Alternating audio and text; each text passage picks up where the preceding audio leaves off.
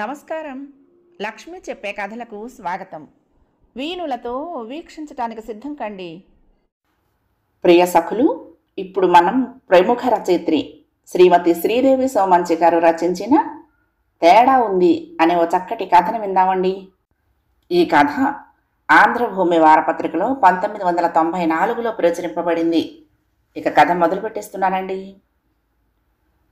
Sridhar office నుండి వచ్చేసరికి teapoy మీద 2 ఇన్విటేషన్ కార్డులున్నాయి. చూశాడు. ఒకటి పెద్ద కూతురు శశి దగ్గర నుంచి, ఆమె ఆడపడుచు పెళ్లి శుభలేఖ. రెండోది తీశాడు. మొదటి నుంచి అనుకుంటున్నది చిన్న కూతురి ఇంట్లో గృహప్రవేశం. తప్పకుండా రావాలని వారం క్రితమే కూతుళ్ళిద్దరూ ఫోన్ చేసి చెప్పారు. 2 ముహూర్తాలు దగ్గరే. వారం రోజులు కూడా లేదు. బట్టలు కొనటానికి ఎప్పుడు వెళ్దాం అడిగింది భార్య సత్యవతి. రేపు బ్యాంకు నుంచి డబ్బు డ్రా చేసి తెస్తాను, సాయంత్రం వెళ్దాం, నేను వచ్చేసరికి రెడీగా ఉండు అన్నాడు శ్రీధర్. తర్వాత ఇద్దరు చిన్న కూతురు కట్టుకుంటున్న ఇంటి గురించి చర్చించుకున్నారు. భాస్కర్ ఎంతైనా తెలివైనవాడు, పెద్దగా అప్పులకు పోకుండా ఉన్నంతలో క్లుప్తంగా కడుతున్నాడు అంది సత్యవతి. అతని తండ్రి దగ్గరుండి అన్నీ చూసుకుంటాడు, ఆయన మంచి వ్యవహారవేత్త అన్నాడు శ్రీధర్. పెళ్ళయ్యాక చంద్రకి కూడా ఉద్దికొచ్చింది అంది సత్యవతి. చంద్ర అంటే వాళ్ళ చిన్న కూతురు. వాళ్ళెప్పుడూ పెద్ద కూతురు శశి గురించి మాట్లాడుకోరు. మాట్లాడుకుంటే ఏముంది, మనస్తాపమే. శశి అందం చూసి మోజుపడి కట్నం లేకుండా చేసుకున్నాడు శ్రీకాంత్. అతని తల్లిదండ్రులకు ఇష్టం లేకపోయినా కొడుకు కోసమని ఒప్పుకున్నారు. పెళ్లి తమ స్థాయికి తగ్గట్టు చేయమన్నారు. బాగా కలిగిన కుటుంబం. మధ్య తరగతికి వ్యాపారం అనిపించేంత సిరి సంపద, వ్యాపార వ్యవహారాలు ఉన్నాయి. కట్నం లేదన్న పేరొక్కటే మిగిలింది, కానీ ఖర్చు తడిసి మోపడైంది శ్రీధర్కి. కూతురి పెళ్లికని ప్లాన్ చేసుకున్న ఎస్టిమేట్ దాటిపోయింది. డబ్బు పోతే పోయింది, ఆ పిల్ల సుఖపడుతుందని ఆశించాడు. అదే అడయాసి అయ్యింది. శశిని అత్తవారింట్లో ఆరళ్ళేం పెట్టరు. ఆహ్వానించబడని దిగువ స్థాయి అతిథిని ఎలా చూస్తారో అలా చూస్తారామెను. ఏం చేయటానికి స్వతంత్రం లేదు. ఏం చేసినా ఎవరేమనుకుంటారో, ఎలా రిసీవ్ చేసుకుంటారోననే కించపాటు. అలాగని వాళ్ళు అవమానం కూడా చేయరు. అన్నీ ఆమె మనసుకు తడుతూ ప్రతి క్షణం ఆత్మన్యూనతతో కృంగిపోతూ ఉంటుంది. శ్రీకాంత్ భార్య అందాన్ని పట్టించుకున్నట్లు ఆమె మనసును పట్టించుకోడు.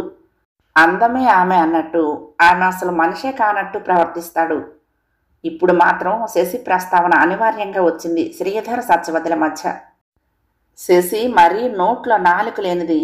దాన్నంత పెద్ద కుటుంబంలో ఇచ్చాము, కలవలేకపోతుంది.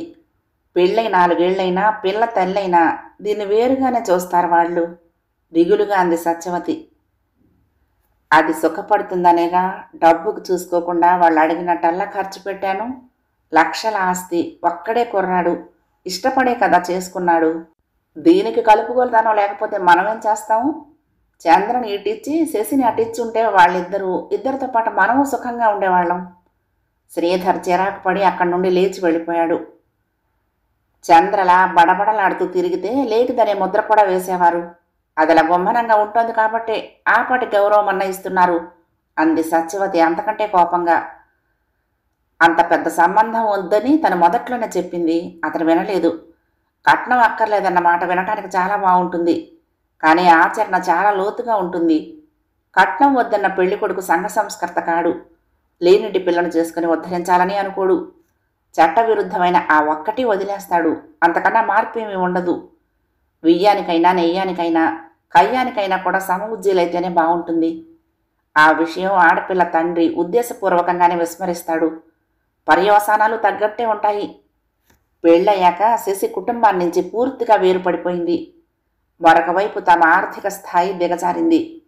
అక్క చెల్లెళ్ళిద్దరినీ ఒకే స్థాయిలో హోల్డ్ చేయలేకపోయారు. చంద్రకి మామూలు సంబంధం వచ్చింది. ఇల్లు అమ్మేసి నీకు పెద్ద సంబంధమే చేస్తాం, మా కోసం ఒప్పుకోనక్కర్లేదు అంది తను. పెళ్లి పెట్టుబడి పెట్టి చేసే వ్యాపారం కాదు, నాకు ఇలా ఉండటమే ఇష్టం, ఇద్దరం ఉద్యోగాలు చేసి సంపాదించుకోగలం అని అంది చంద్ర. అలాగే పైకొస్తున్నారు వాళ్ళు. మర్నాటి సాయంత్రం సత్యవతి శ్రీధర్ వెళ్ళి బట్టలు తీసుకున్నారు. శశిని దృష్టిలో పెట్టుకుని ఖరీదైనవే తీసుకున్నారు. కూతుళ్ళిద్దరూ చిన్నపుచ్చుకోకూడదని ఇద్దరికీ రంగు తేడాలో ఒకేలాంటి చీరలు తీసుకుంది సత్యవతి. ముందు చంద్ర ఇంట్లో కానిచ్చుకుని అటు నుండి శశి ఇంటికి వెళ్లేందుకు ప్రోగ్రాం నిర్ణయమైంది. తెల్లారి 4 గంటలకు గృహప్రవేశం అనగా ముందు రోజు మధ్యాహ్నం చంద్ర ఇంట్లో దిగారు శ్రీధర్ సత్యవతి. అప్పటికే చాలామంది చుట్టాలు వచ్చేశారు. ఏంటమ్మా చుట్టాలతో పాట మీరు రావటం అంటూ ఎదురు వెళ్ళి తల్లిదండ్రుల్ని లోపలికి తీసుకువెళ్ళింది చంద్ర. ఏమండి మా అమ్మ వాళ్ళు వచ్చారు, ఓసారి ఇటు రండి అంటూ పెరట్లో ఏవో ఏర్పాట్లు చేస్తున్న భర్తను కేకేసింది.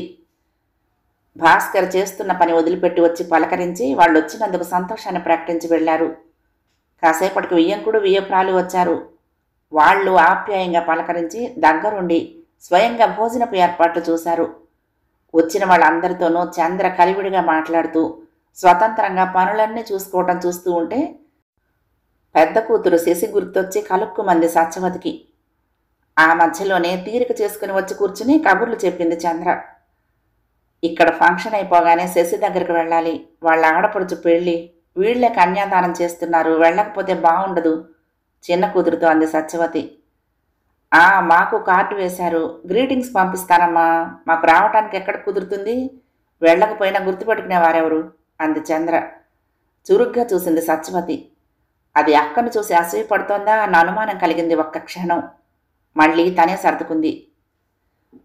పెళ్లికి నాన్న వెళ్తారు, నువ్వు ఇక్కడ మరొక 2 రోజులు ఉండమ్మా అంది చంద్ర. అక్కను చూసి చాలా రోజులైంది, అతను దాన్ని మన ఇంటికి పంపడు, వచ్చినా ఒక్క పూటో గంటో అంతకన్నా ఉండనివాడు, మనం వెళ్ళినా ఉండే పరిస్థితి కాదు, కనీసం చూస్తేనైనా తృప్తి. సత్యవతి గొంతు రుద్ధమైంది. తల్లి బాధ చంద్రకి అర్థమైంది. ఊరుకోమ్మా, వాళ్ళేమీ దాన్ని కష్టపెట్టడం లేదు, అదే కలవలేకపోతుంది, అది మరీ సెన్సిటివ్ అంతే అంటూ ఓదార్చి ఎవరో పిలవటంతో వెళ్ళిపోయింది. పీటల మీద తాము పెట్టిన బట్టలు కట్టుకుని వచ్చి కాళ్లకు దండం పెట్టినప్పుడు చాలా సంతోషం కలిగింది శ్రీధర్కి. అనిర్వచనీయమైన సంతృప్తితో మనసంతా నిండిపోయింది. తల్లిదండ్రులకి తాను బట్టలు పెట్టింది చంద్ర. తనకెంతో ఇష్టమైన నెమలికంఠం రంగు చీర చూసి సత్యవతికి సంతోషం కలిగింది. తానిల్లు, తన సంసారం, తన అభిరుచులు, అందులో ఎంత ఆశ ఎంత ఆనందం ఇముడున్నాయి. మరో ఇంటికి వెళ్ళి కొత్త వాతావరణంలోనూ కొత్త కుటుంబంలోనూ ఇమడాలన్న కారణం చేత ఆడపిల్ల వ్యక్తిత్వాన్ని పుట్టినప్పటి నుండి కండిషన్ చేస్తూనే ఉంటారు. ఇది నాకిష్టం అనే మాట ఆమె నోటెమ్మట వస్తే చాలు, నీ ఇష్టాలన్నీ పెళ్ళయ్యాక అనేస్తారు. తనిల్లు తన సంసారం అనే కళ్ళల్లోకి తోసేస్తారు. పెళ్ళయ్యాక అక్కడ అత్తవారు కూడా నీ ఇష్టాలన్నీ మీ పుట్టింట్లో ఇక్కడ నడవు అనేస్తే. శశిది ఇదే పరిస్థితి. చంద్రది దానికి భిన్నంగా ఉంది. శశైనా చంద్రైనా మరొక ఆడపిల్లైనా కోరుకునేదేమిటి? భర్త ఇంట్లో భాగస్వామ్యం, అతను తన అభిరుచుల్ని తన వాళ్లను గౌరవించటం. చంద్రను చూస్తున్న కొద్దీ సత్యవతి మనసు పరువెక్కుతోంది. శశి గొంతు చేతులారా కోసామన్న భావం పిడిబాకులా గుండెల్ని కెలుగుతోంది. దాన్ని కూడా ఇలాంటి ఇంట్లో పడేస్తే సుఖంగా ఉండేదన్న పశ్చాత్తాపం మనసు రగులుస్తోంది. ఇంత జరిగినా శ్రీధర్ మనసులో ఏ ఆలోచన ఉందో ఆమెకు అంతు చెక్కటం లేదు. ఆ రాత్రి శశి దగ్గరకు బయలుదేరారు. అక్క చెల్లెళ్ళిద్దరికీ మధ్య 10 గంటల రైలు ప్రయాణం. రాత్రి 9 గంటలకు రైలు ఎక్కితే ఉదయం 7 అయింది దిగేసరికి. స్నానం టిఫిన్ కానిచ్చుకుని వెళ్దాము, అక్కడికి వెళ్తే కాఫీ నీళ్లు తాగుతారా అని అడిగే దిక్కు కూడా ఉండదు అంది సత్యవతి అలసటగా. వరుసగా 2 ప్రయాణాలు, ఆ పైన చంద్ర ఇంట్లో ఫంక్షన్తో బాగా అలసిపోయింది. శశిని చూడాలని మనసు పీకుతూ ఉంటే ఈ పెళ్లికి బయలుదేరిందే కానీ వాళ్ళింటికి వెళ్లాలంటేనే ఇష్టంగా అనిపిస్తోంది. శ్రీధర్కి కోపం వచ్చింది. నీ నోట్లో నుంచి ఊడిపడింది శశి, ఇద్దరు ఇద్దరే, ఎవ్వరితోటి కలవరు, ఒట్టి ఇన్ఫీరియారిటీ కాంప్లెక్స్ మనుషులు అన్నాడు నిరసనగా. సత్యవతి అతనికి జవాబు ఇవ్వకుండా మౌనంగా వెయిటింగ్ రూమ్ కేసి దారితీసింది. అతను కోపంగా అనుసరించాడు. బ్రష్ చేసుకుని టిఫిన్ తిని కాఫీ తాగారు. అక్కడే స్నానం చేశాక సత్యవతికి ఫ్రెష్గా అనిపించింది.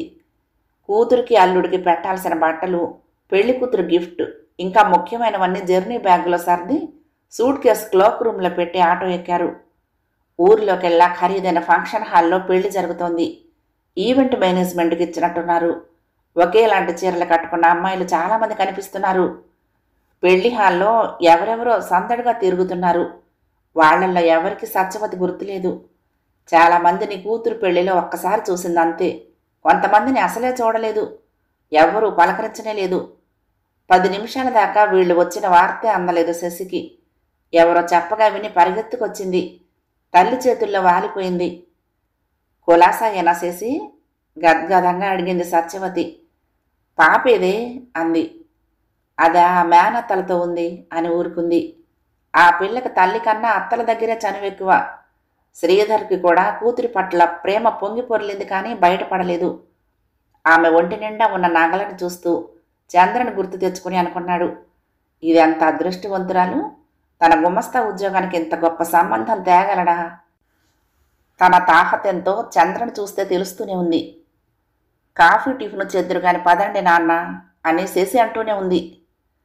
వదినా, నువ్విక్కడుంటే పెళ్లి పనులు ఎలా నడుస్తాయి? పద పద, బ్యూటీషియన్ వచ్చింది, లైట్ టచ్అప్ ఇస్తానంది, లేకపోతే వీడియోలా బాగుండవు అంటూ ఒక ఆడపడుచు ఆమెను తీసుకువెళ్ళింది.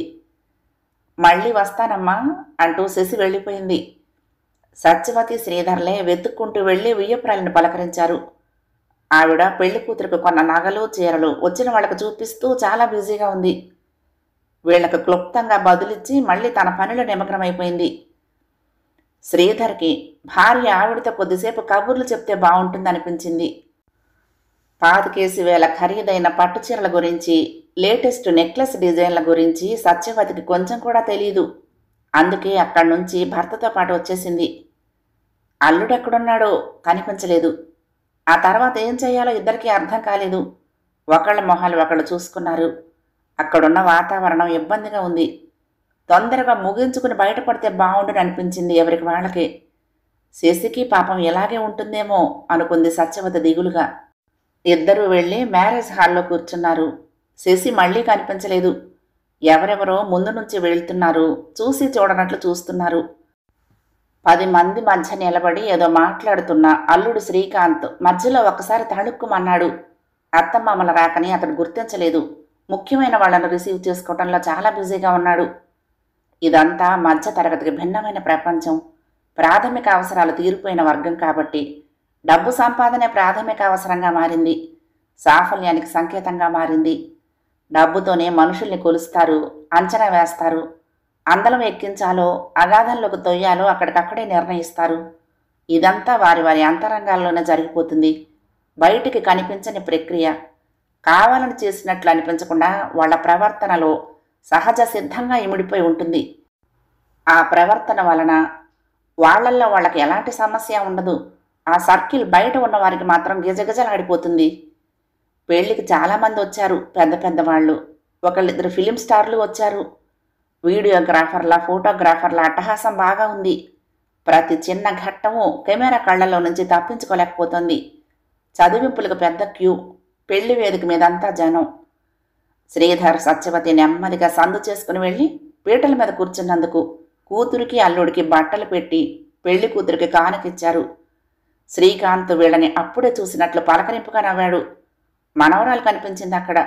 చేతులు చాపి ఎత్తుకునేలోపు మళ్ళీ కనిపించకుండా పోయింది. వచ్చిన పని అయిపోయిందనిపించింది సత్యవతికి. కూతురుతో మాట్లాడటానికి ఒక్క క్షణమైనా దొరికితే బాగుండునని ఎంతో ఆశించింది. వెళ్తున్నట్లు కూతురుతో చెప్పడానికి కూడా ఎక్కడా సందు దొరకలేదు. ఎవరెవరో శశి శ్రీకాంతుల చుట్టూ ఉన్నారు. శశి భుజాన్ని తట్టి వెళ్తామని తాలూపి వియ్యపురాలని కలిసి ఆవిడకి చెప్పింది సత్యవతి. భోజనం చేశారా? చేసి వెళ్ళండి అందావిడ. బాగుండదని భోజనాల వైపుకు వెళ్లారు. అప్పటికే బఫే మొదలైంది. తొడ తొక్కిడిగా జనం. ఎలాగో తిన్నామనిపించి ఇద్దరు మ్యారేజ్ హాల్ నుండి యువతలకొచ్చారు. వస్తూ ఉంటే ఆపి రిటర్న్ గిఫ్ట్ చేతిలో పెట్టింది ఒక అమ్మాయి. గేటు దాకా వచ్చి సాగనంపిన చంద్ర, భాస్కర్ కళ్ల ముందు మెదిలారు శ్రీధర్కి. ఆహ్వానించబడని అతిథుల్లా ఇక్కడికొచ్చి తిరిగి వెళ్లటంలో ఉన్న తేడా ఏదో మొదటిసారి అర్థమై గుండె కలుక్కుమంది. వాళ్లల్లో కలవలేకపోతోందని భార్యను ఎద్దేవా చేస్తూ వచ్చాడు ఇంతకాలం. కానీ తనెందుకు కలవలేకపోయాడు? అల్లుడి వెంట వెంట తిరిగి అన్నీ ఎందుకు చూడలేకపోయాడు? కూతురు కూడా కలవలేక ఇలాగే బాధపడుతూ ఉంటుందా? అతని కళ్లల్లో పల్చటి కన్నీటి పొర కదిలింది. అతని బాధను అర్థం చేసుకున్నట్లు సత్యవతి అతని ముంజేతిని తన చేతితో పట్టుకుంది. ఇంత పెద్ద సంబంధం వద్దని ఆ రోజు చెప్పాను. వాళ్ళేమి చెడ్డవాళ్ళు కాదు. వాళ్లకు తగ్గట్టు వాళ్ళు బతుకుతున్నారు. కానీ ఆ స్థాయికి మనం ఎగరలేము. అక్కడికి పెళ్లి చేసినప్పుడు ఒకసారి, యారణాలకు వచ్చినప్పుడు స్టార్ హోటల్లో గదులు బుక్ చేసి ఇంకొకసారి ఎగిరాము. ఇంకా ఎగరలేక చతికిల పడ్డాం. శశి జీవితకాలం అంతా ఎగిరే ప్రయత్నం చేస్తూనే ఉండాలి. చెయ్యలేక తల్లడిల్లుతోంది. మన స్థాయి కాని జీవితం కలిమైనా లేమైనా ఇనుప చొక్కా లాంటిది. విప్పలేము, ఉంచుకోలేము అంది సత్యవతి. కథ సమాప్తం. ప్రియ సఖులు, ఈ కథ మీకు నచ్చితే తప్పకుండా లైక్ చేయండి, షేర్ చేయండి, కామెంట్ చేయండి, సబ్స్క్రైబ్ చేసుకుని నన్ను ఎంకరేజ్ చేయండి. ఉంటానండి. ప్రేమతో లక్ష్మి, కృష్ణాతీరం దుర్గమ్మ సన్నిధానం. నమస్తే.